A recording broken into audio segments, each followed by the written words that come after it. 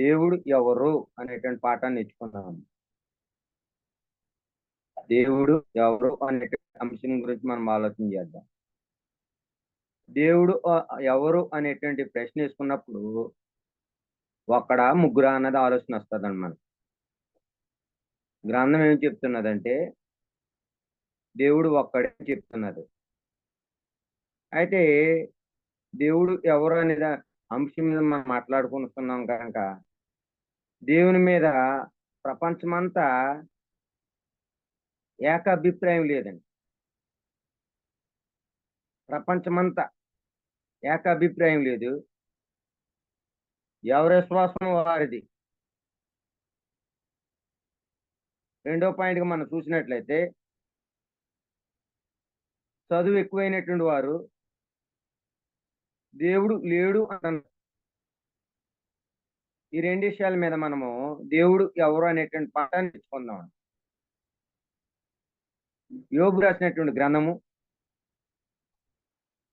35వ అధ్యాయము 11వ వచనం మనం చదివినట్లయితే, ఆకాశ పక్షుల కంటే మనకి ఎక్కువ జ్ఞానం కలుగు చేయొచ్చు నన్ను సృజించిన దేవుడు ఎక్కడ ఉన్నాడని అనుకున్న వారు ఎవరునూ లేరు. అంటే సమస్తమును కూడా దేవుడే సృష్టించి ఉన్నాడు.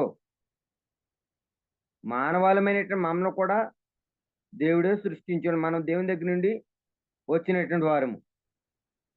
అయితే చాలా మంది ఎలా ఆలోచన చేస్తున్నారంటే దేవుని విషయంలో, కీర్తనల గ్రంథము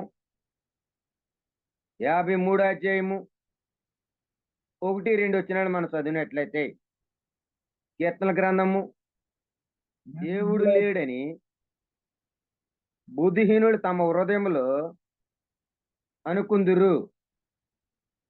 వారు చెడిపోయిన వారు, అసహ్య కార్యములు చేయువారు, మేలు చేయువాడు ఒక్కడును లేడు. అంటే లోకంలో అనేక మంది జ్ఞానం కలిగినటువంటి వ్యక్తులు దేవుడు లేడని తమ హృదయంలో అనుకుందరు. వారి గురించి దేవుడు ఏం మాట్లాడుతున్నాడంటే వారు చెడిపోయినటువంటి వారు, అసహ్య కార్యాలు చేసేటువంటి వారు, మేలు చేసేటువంటి వారు కాదు అంటున్నారు. అయితే మనం చూసినట్లయితే ఒకవేళ వివేకం కలిగి దేవుని ఎదుకువారు కలరేమని దేవుడు ఆకాశం నుండి చూసి నరులను పరిశీలన చేస్తున్నాడని. వివేకం కలిగి ఒకవేళ భూమి మీద దేవుని ఎదుకువారు కలరేమో అని దేవుడు ఆకాశం నుండి నరుల్ని పరిశీలన చేస్తున్నాడని. మనం ఇక్కడ చూసినట్లయితే కీర్తన గ్రంథము 14వ అధ్యాయం 1వ వచనం మనం చూసినట్లయితే, మనం 53వ అధ్యాయంలో చదవబడినటువంటి వచనం ఇక్కడ కనపడుతుందండి. కీర్తన గ్రంథం 53వ అధ్యాయము 1, 2 వచనాలు ఏ విధంగా అయితే రాయబడి ఉందో లేఖనము, 14వ అధ్యాయం 1వ వచనం కూడా అదే లేఖనం రాయబడింది. దేవుడు లేడని బుద్ధిహీనులు తమ హృదయంలో అనుకుందురు. వారు చెడిపోయిన వారు, అసహ్య కార్యం చేయవారు, మేలు చేయటువంటి వాడు ఎవడూ లేడు.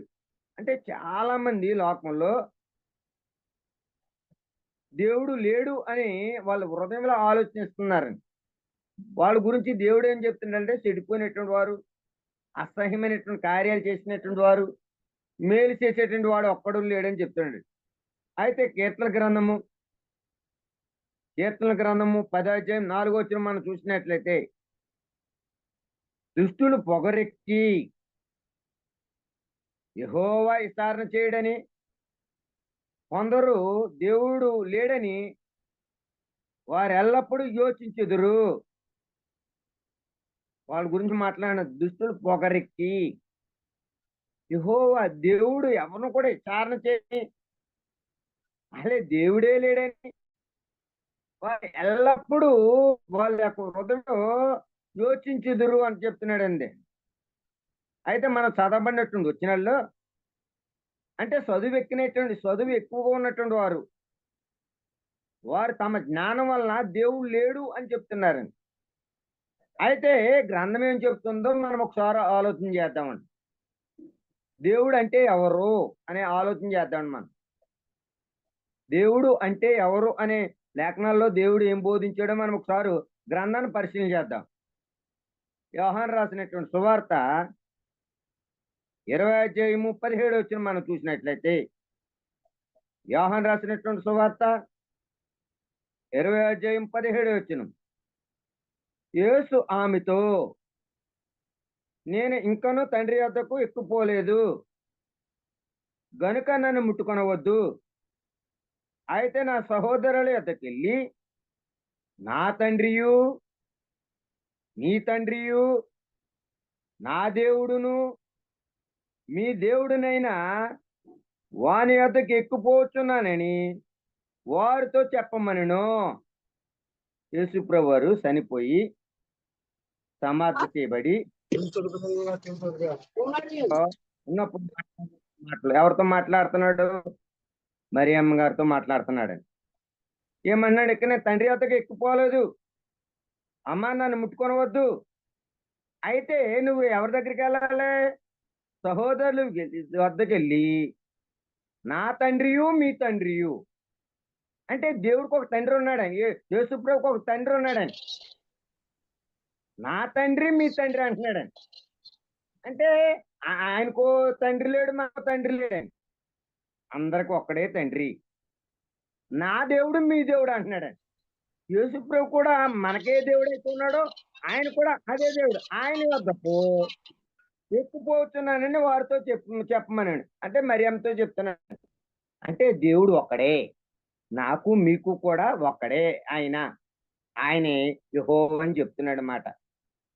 ద్వితీయోపదేశకాండము 4 అధ్యాయం 35 మనం చూసినట్లయితే, ద్వితీయోపదేశకాండము 4 అధ్యాయం 35 మనం చూసినట్లయితే, అయితే యెహోవా దేవుడనియు ఆయన తప్ప మరి ఒక దేవుడు లేడనియు నీవు తెలుసుకున్నట్లు అది నీకు చూపబడిను. ఇక్కడ ద్వితీయోపదేశ కాండంలో మాట్లాడుతున్నాడు. యెహోవాయే దేవుడు, ఆయన తప్ప మరొక దేవుడు లేడని నువ్వు తెలుసుకోవాలి. లోకంలో అనేక మంది ఉన్నను మనకు దేవుడు ఒక్కడే, ఆయన యెహోవా అని మనం తెలుసుకోవాలి.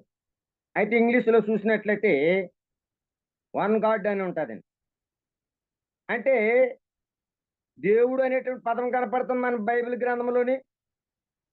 యెహోవా అనే పదం కనపడుతుంది, ప్రభు అనేటువంటి పదం కనపడదు. ఇది దేవుని గుర్చినటువంటి పదాలు ఇవి. అయితే మనం చూసినట్లయితే కాండము 6 అధ్యాయం 4 నుండి 9 వరకు చూసినట్లయితే, ఇశ్రాయేలు ఇనుము, మన దేవుడైన యెహోవా అద్వితీయుడగు యెహోవా నీ పూర్ణ హృదయంతోను నీ పూర్ణ ఆత్మతోను నీ పూర్ణ శక్తితోను నీ దేవుడైన యెహోవాను ప్రేమింపవలెను. నేడు నీకు ఆజ్ఞాపించు ఈ మాటలో నీ హృదయంలో ఉండవలెను. నీవు నీ కుమారులను వాటిని అభ్యసింపజేసి నీ ఇంట కూర్చున్నప్పుడు, త్రోవ నడిచినప్పుడును, పడుకున్నప్పుడును, లేచినప్పుడును వాటిని గూర్చి మాట్లాడవలెను. సూచనగా వాటిని నీ చేతికి కట్టుకొనవలెను. అవి నీ కనులకు నడుమ బాస్కమువలె ఉండును. నీ ఇంటి ద్వార బంధముల మీదను గౌనుల మీదను వాటిని వ్రాయవలెను.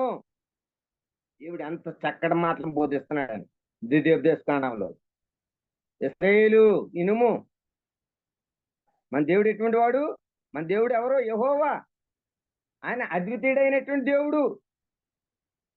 ఈ మాటలన్నీ కూడా నువ్వు జ్ఞాపకం చేసుకొని నీ హృదయంలో ఉంచుకో. నీ పిల్లలకే అభ్యసింపజేయి. కూర్చున్నప్పుడు, తావు నడుస్తున్నప్పుడు, పడుకున్నప్పుడు, లేస్తున్నప్పుడు వాటిని గురించి మాట్లాడాలి. ఎంతమంది ఇవాళ మన గర్భాన్ని పుట్టినటువంటి బిడ్డలకు చెప్పగలుగుతున్నాం మన దేవుడు పలానా ఆయన పలానా ఆయన సృష్టికర్త అనేటువంటి దేవుడు అని ఎవరికి చెప్పగలుగుతున్నాం. అందుకనే మీరు ఎవరైనా సరే ఈ దేవుడు ఎవరికి వెళ్ళాలంటే మన గౌన్లు ఎదుట నీటి ద్వారా బంధకుల మీద వాటిని రాయవల్లి అన్నాడు. నేను నెల్లూరు అనేటువంటి పట్టణం వెళ్ళాను, జిల్లా వెళ్ళాను. నేను అక్కడ నెల్లూరు జిల్లా సందర్శించినప్పుడు ప్రతి ఇంటికి బ్లాక్ బోర్డు ఉన్నదండి. ప్రతి ఇంటికి బ్లాక్ బోర్డు ఉన్నదండి. ఆ బ్లాక్ బోర్డు మీద రోజు ఉదయకాలం సమయాన్ని ఏం చేస్తున్నారు, ఒక కంఠద వాక్యాన్ని రాసేస్తున్నారు. అంటే ఆ ఈది పొడుక్కెళ్ళి వరకు చూసినప్పటికీ అన్ని కంఠద వాక్యాలండి. చక్కగా బోర్డు మీద ఏం చేస్తున్నాం, వచ్చినట్టు చదువుకుంటా వెళ్తున్నాం నడుచుకుంటా. అంటే దేవుడు ఎవరు చెప్పారు ఈ మాటలు?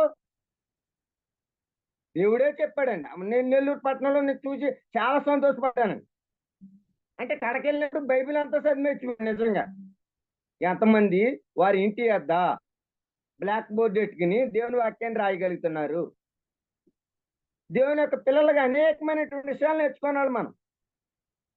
అంతేకాదు మనం ఒకసారి చూసినట్లయితే ఎఫెసీ రాసినటువంటి పత్రిక 4వ అధ్యాయము 6వ వచనం అండి. ఎఫెసీ రాసినటువంటి పత్రిక 4వ అధ్యాయము 6వ వచనం. అందరికీ తండ్రి అయిన దేవుడు ఒక్కడే, ఆయన అందరికి పైగా ఉన్నవాడే అందరిలో వ్యాపించి అందరిలో ఉన్నాడండి. ఈ భూమి మీద సృష్టింపబడినటువంటి ప్రతి మానవుడికి ఇష్టమున్నా ఇష్టం లేకపోయినా ఆయనే మన దేవుడు. ఆయన తండ్రి అయిన దేవుడు ఒక్కడే. ఆయన అందరికి పైగా ఉన్నాడు, అందరిలో వ్యాపించి ఉన్నాడు. ఎవరికి దూరంగా ఉండేటువంటి వాడు కాదండి మన దేవుడు. ఈ భూమి మీద ఉన్నటువంటి ప్రపంచంలో ఏ మానవుడు ఎక్కడైతే సంచారం చేస్తున్నారో అందరికీ ఆయనే దేవుడు. నీకు ఇష్టమున్నా ఇష్టం లేకపోయినా ఆయనే సృష్టికర్త అనేటువంటి దేవుడు. మన అందరికి పైగా ఉన్నాడు, అందరిలో వ్యాపించి ఉన్నాడని ఇక్కడ చక్కటి మాట అపోస్తుడైనటువంటి పౌలు ఎఫెసీ పత్రికలో చాలా అమూల్యమైనటువంటి పదాలను వాడినట్టుగా మనం చూడగలుగుతున్నాం. అయితే మనం ఒక లేఖనం చూద్దాం. ద్వితీయోపదేశ కాండము 32-39 వచనమండి. ద్వితీయోపదేశ కాండము 32వ అధ్యాయము 39వ వచనం. ఇదిగో నేనే దేవుడును, నేను తప్ప వేరొక దేవుడు లేడు. మృతులందించేవాడును బ్రతికించేవాడు నేనే, గాయపరచేవాడును స్వస్థపరచేవాడు నేనే, నా చేతిలో నుండి విడిపించేవాడు ఎవడూనూ లేడు. దేవుడు మాట్లాడుతున్నాడు. ఇదిగో నేనే దేవుణ్ణి, నేనే మీ దేవుణ్ణి, నేను తప్ప వేరొక దేవుడు లేడు. మీకు ఈ భూమి మీద బ్రతకాలన్నా, చనిపోవాలన్నా, గాయపరచాలన్నా, స్వస్థపరిచేటువంటి వాడిని నా చేతిలో విడిపించేటువంటి వాడు ఎవడు అంటున్నాడు. మనం ఒకసారి చూసినట్లయితే ఆలోచన చేద్దాం. సమూయేలు రాసినటువంటి సమూయేలు గ్రంథం 2వ గ్రంథము 7వ అధ్యాయం 22వ వచనం. కాబట్టి దేవా యెహోవా నీవు అత్యంతమైన ఘనత గలవాడును, నీ వంటి దేవుడు ఒక్కడునూ లేడు. మేము వినిన దానిని అంతటిని బట్టి చూడగా నీవు తప్ప ఎవడునూ లేడు. చక్కగా రాశాడు. యెహోవా దేవా నువ్వు అత్యంతమైన ఘనత కలిగినటువంటి వాడు, ఘనత ప్రభావాలన్నీ నీకే చెందాలి, స్తుతులు మహిమలన్నీ కూడా నీకే చెందాలి ఈ భూమి మీద. ఎందుకంటే నువ్వు సృష్టికర్త అనేటువంటి దేవుడు. నీ వంటి దేవుడు మేము వినిన దాన్ని బట్టి చూడగా నువ్వు తప్ప దేవుడు ఎవడూ లేడు. భూమి మీద ఎన్ని ఘనకార్యాలు చేయడానికి దేవుడు. నిన్ను అద్భుతాలు చేశాడండి, నిన్ను సూచక్రియలు చేశాడండి. ఆరోగ్యాన్ని ఇచ్చినటువంటి వాడు, బలాన్ని ఇచ్చినటువంటి వాడు, ఆయుష్కాలాన్ని ఇచ్చినటువంటి వాడు, సమస్తం సృష్టించినటువంటి వాడు, పోషించి కాపాడుతున్నటువంటి వాడు ఆయనే. నీవు తప్ప ఎవడును లేడయ్యా అంటున్నాడు. యెషయా గ్రంథము 42 అధ్యాయము 10, 11 వచనాలు మనం చూసినట్లయితే, యెషయా గ్రంథము 42 అధ్యాయము 10, 11 వచనాలు మనం చూసినట్లయితే 10, 11 వచనాలు మనం చూసినట్లయితే ఇక్కడ దేవుడు యాకోబు సంతానానికి తెలియబడుతున్నాడండి. ఏమని తెలియబడుతున్నాడు? సముద్ర ప్రయాణం చేయవారులారా, సముద్రంలోని సమస్తమా, దీపములారా, దీప నివాసులారా, యెహోవాకు క్రొత్త గీతము పాడుడి, భూది దిగంతముల నుండి ఆయన స్తుతించుడి. అరణ్యమును దాని పురములను, కేదారు నివాస గ్రామం బిగ్గరగా పాడవలెను. జల నివాసులు సంతోషించుదురు గాక, పర్వత శిఖరముల నుండి వారు కేకలు వేయుదురు గాక. అంటే సృష్టికర్త అనేటువంటి దేవుని గురించి మనం కీర్తనలు పాడాలండి, స్తోత్ర గీతాలు పాడాలండి, బిగ్గరగా చేయాలి. అందుకనే నేను ఒక పాట పాడాను, స్తుతించుడి యెహోవా దేవుని సూర్య చంద్రులారా. అంటే కూడా దేవుని మనం కూడా ఎవరిని మహింపరచాలండి? సృష్టికర్త అనేటువంటి దేవాది దేవుని మహింపరచాలి. అందుకనే దేవుడు యాకోబు సంతానంగా చెప్తున్నాడండి, వాళ్ళు చక్కగా కీర్తన ద్వారా ఏం చేశారండి? సృష్టికర్త అనేటువంటి దేవుని మహింపరిచారండి. అంతేకాదు మనం ఒకసారి చూసినట్లయితే యెషయా గ్రంథము 44 అధ్యాయం 6 వచనం మనం చూసినట్లయితే, యెషయా గ్రంథము 44 అధ్యాయం 6 వచనం మనం చూసినట్లయితే, ఇశ్రాయేలు రాజైన యెహోవా వారి విమోచకుడివై సైన్యముల అధిపతి యెహోవా ఇలా సెలవిస్తున్నాడు, నేను మొదటి వాడును కడపడి వాడును, నేను తప్ప ఏ దేవుడు లేడు. ఇశ్రాయేలుతో మాట్లాడుతుంది. నేను పరిపాలించేటువంటి వాడు నేనే, మిమ్మల్ని పోషించేటువంటి వాడు నేనే, మిమ్మల్ని నడిపించేటువంటి వాడు నేనే, 40 సంవత్సరాలు పోషించినటువంటి వాడిని, కాపాడినటువంటి వాడిని అని చెప్పుకుంటూ ఏమంటున్నాడండి? విమోచకుడు ఏమంటున్నాడు? విమోచించాలన్నా ఏమైనా నేనే. అంతేకాకుండా నేను మొదటి వాడును కడపడి వాడును, నేను తప్ప ఏ దేవుడు లేడు.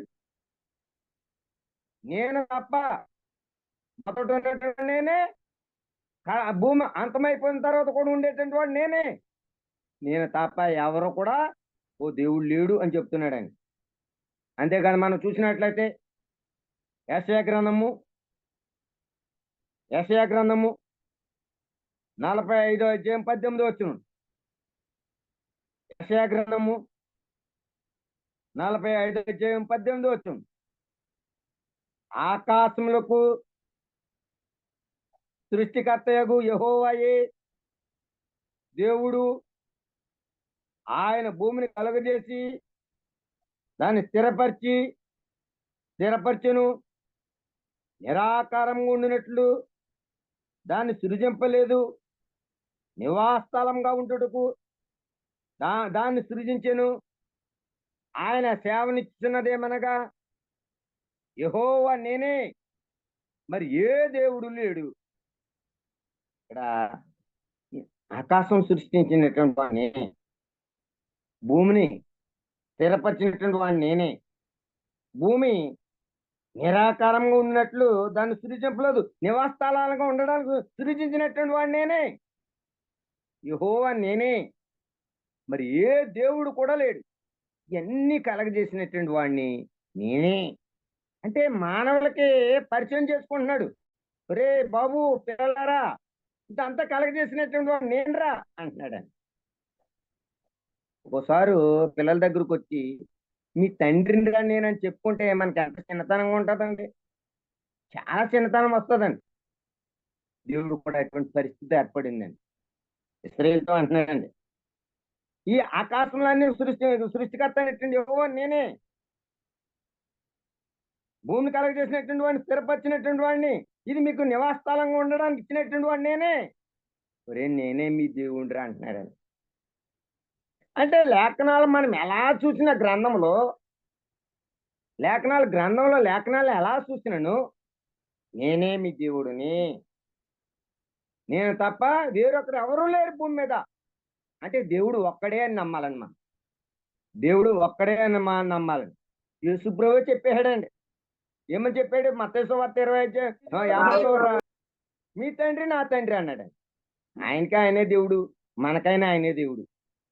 అందుకని మనం ఒకసారి చూసినట్లయితే మార్కు రాసినటువంటి సువార్త 12వ అధ్యాయము, మార్కు రాసినటువంటి సువార్త 12వ అధ్యాయము 29వ వచనం మనం చూసినట్లయితే యేసు ప్రభు మాట్లాడుతున్నాడండి. భూమి మీద బ్రతుకుండగా మాట్లాడినట్టు మాట్లాడండి. యేసు ప్రభు వారు భూమి మీద బ్రతుకుండగా 33.5 సంవత్సరాలు భూమి మీద జీవించాడండి. అప్పుడు మాట్లాడినట్టు మాట్లాడండి.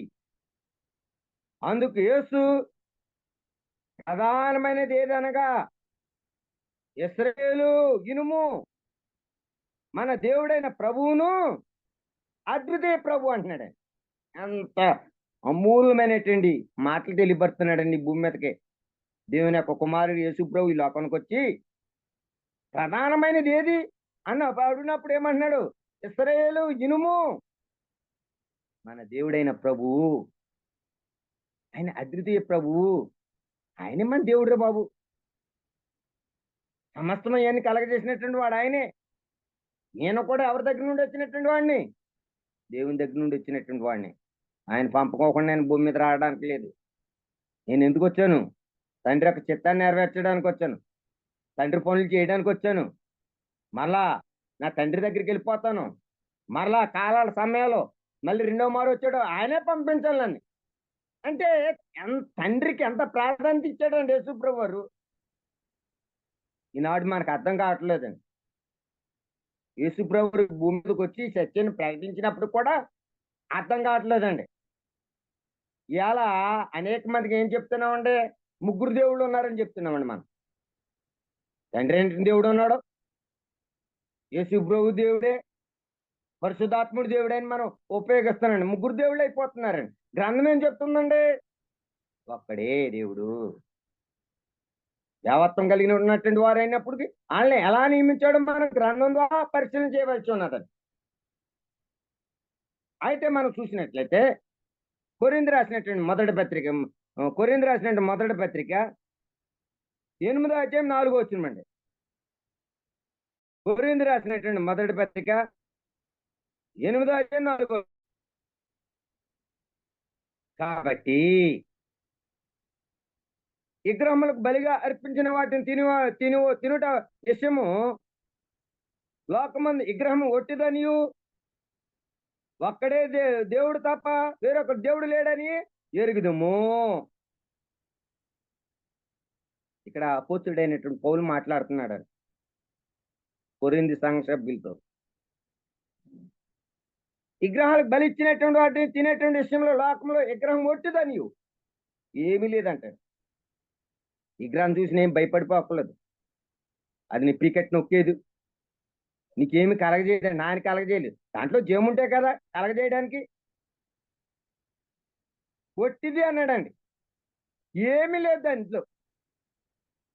ఒక్కడే దేవుడు తప్ప వేరొక దేవుడు లేడని ఎరుగుదము అంటున్నాడు. అంటే ఇవాళ బాప్తిసం పొందినటువంటి వారు ఈ సత్యాన్ని మనం గ్రహించవలసి ఉన్నది. వాక్యానుసారంగా బాప్తిసం పొందినటువంటి వారు మాత్రమే. చాలా మంది వాక్యానుసారంగా బాప్తిసం పొందుతలేదు. పెళ్లి బాప్తిస్తాలని, స్వస్థత బాప్తిస్తాలని, లేకపోతే పొలం వస్తుందని, అది వస్తుందని, ఇది వస్తుందని ఆశించి బాప్తిసం తీసుకునేటువంటి వారు ఉన్నారు. వాక్యానుసారంగా బాప్తిసం పొందినటువంటి వారికి దేవుని యొక్క మాటలు విని విశ్వసించి మారు మనసు పొంది పాపక్షమాపణ నిమిత్తం యేసుక్రీస్తు రక్తంలో కడగబడి యేసు దేవుని యొక్క కుమారుడని బాప్తిసం ద్వారా అంటే దేవుడు రక్షణ కలగజేశాడండి. అయితే అటువంటి వారు ఎలా ఆలోచన చేయాలంటండి? ఎలా ఆలోచన చేయడంటండి? విగ్రహంలో ఏమీ లేదు, వచ్చిది ఒక్కడే మనకు దేవుడు, వేరొక దేవుడు లేడని ఎరుగుదుము అంటున్నాడు. చాలా అమూల్యమైనటువంటి సందేశం చేస్తున్నాడు. ముగ్గురు దేవుళ్ళు ఉన్నారంటే చెప్పేదేడేమో పౌలు గారు. ఈయనేం చెప్తున్నాడు? ఒక్కడే దేవుడు తప్ప మనకు వేరొక దేవుడు లేడు. చాలా వైరల్ అవుతుందండి. దేవుడు ఆరాధన పాత్రుడు కాదు, క్రీస్తు ప్రభువే ఆరాధన పాత్రుడు. యేసు ప్రభుని కూడా దేవుడు అనొచ్చు అనేటువంటి మనం చాలా భిన్నమైనటువంటి బోధన వినగలుగుతున్నాం. అయితే గ్రంథం మనకి ఎక్కడ చెప్పినా సరే ఏం చెప్తుందండి? ఏం చెప్తుందండి? ఒక్కడే మన దేవుడు. యేసు ప్రభువే చెప్పేసాడండి. మీకైనా దేవుడు ఆయనే, నాకైనా దేవుడు ఆయనే. నీకు తండ్రే, నాకు తండ్రే. అంతేకాకుండా మనం చూసినట్లయితే తిమోతి రాసినటువంటి మొదటి పత్రిక 2వ అధ్యాయం 5వ వచనం అండి. తిమోతి రాసినటువంటి పత్రిక మొదటి పత్రిక 2వ అధ్యాయం 5వ వచనం. దేవుడు ఒక్కడే, దేవునికి నరులకు మధ్యవర్తి ఒక్కడే, ఆయన యేసుక్రీస్తు అను నరుడు అంటున్నాడండి. అపోస్తుడైన ఈ మామూలు తిమోతి అండి, పౌలు గారి దగ్గర నేర్చుకున్నటువంటి తిమోతి అంటున్నాడండి. ఏమంటున్నాడండి?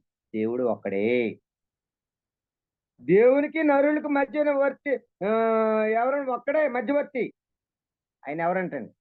యేసుక్రీస్తు.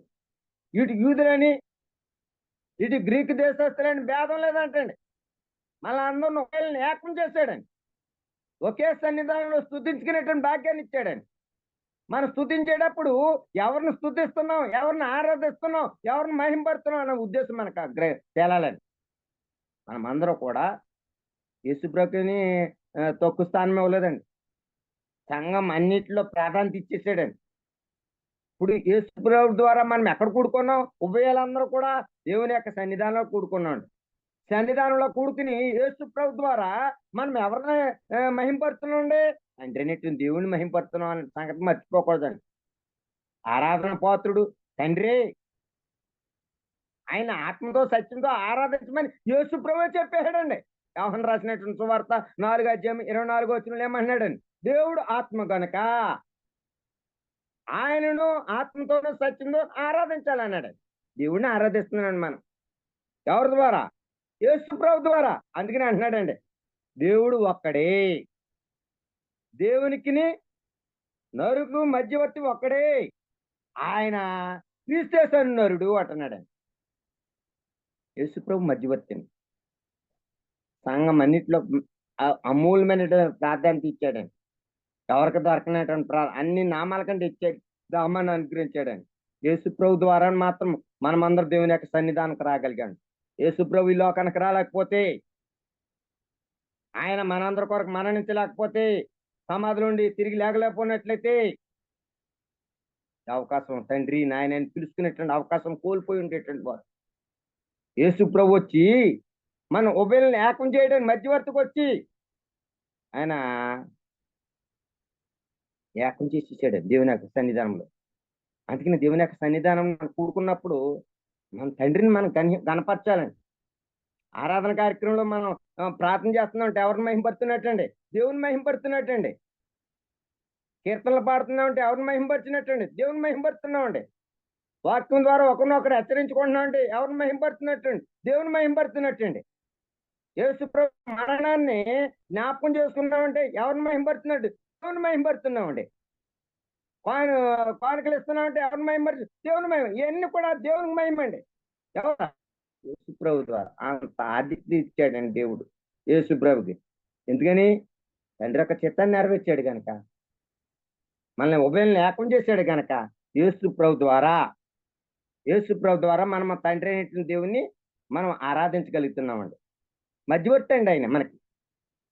ఇటు గ్రీకు దేశస్తుడని ఇటు అన్యుడని భేదం లేదండి. మన ఉభయల్ని తన శిలువ సంధి చేత ఏకం చేసి ఇచ్చాడండి. మనమందరం కూడా ఆ దేవుడిని మనం కలిగి ఉన్నామండి. మనం కలిగి ఉన్నప్పుడు మనం దేవుడు ఒక్కడే నమ్మాలండి. భిన్నమైనటువంటి బోధ వచ్చింది, అబద్ధమైనటువంటి బోధలు వచ్చినాయండి.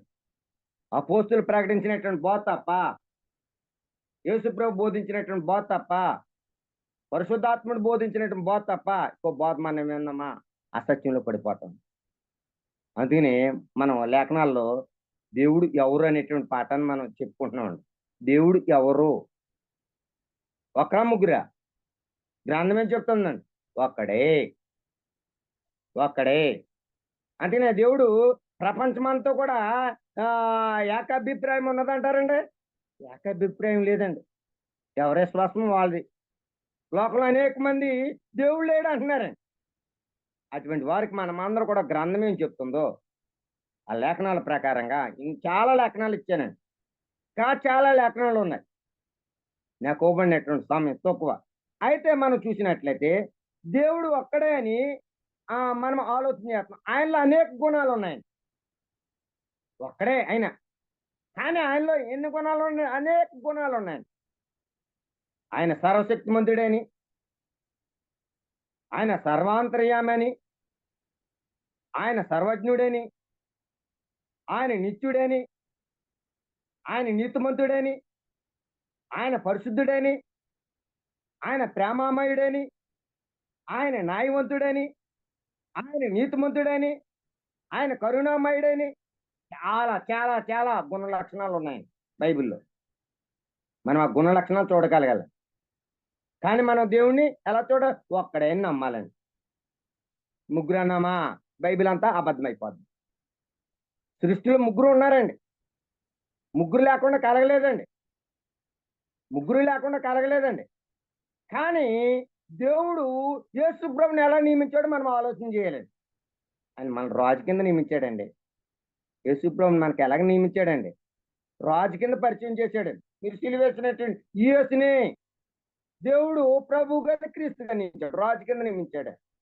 రాజు కింద నియమించిన తర్వాత ఈయన దేవుడే అంటే ఎలా కుదురుతుందండి? మొత్తం కలిగినటువంటి వాడే. నేను ఎక్కడ దేవుడిని అని చెప్పుకోలేదండి. ఎక్కడని గ్రంథం ఎవరు కూడా బోధించలేదండి. కానీ కొంతమంది మన క్రీస్తు సంఘాల్లో చాలా మంది అబద్ధమైనటువంటి బోధకులు వచ్చారండి. వాళ్ళు ఏమంటున్నారు? రకరకాలుగా బోధిస్తున్నారండి, రకరకాలుగా మాట్లాడుతున్నారండి. కానీ గ్రంథం ఏం చెప్తుందో మనం ఆలోచన చేద్దాం. గ్రంథం ప్రకారంగా మనం ఆత్మీయంగాని భౌతికంగాని ఎదిద్దాం. ఎటువంటి అవకాశం ఇచ్చినటువంటి ఏజే గారికి, చక్కగా వాక్యమైనటువంటి వారందరూ కూడా ప్రత్యేకమైనటువంటి వందనాలు తెలియజేసుకుంటున్నాం. అందరూ కూడా వందనాలండి.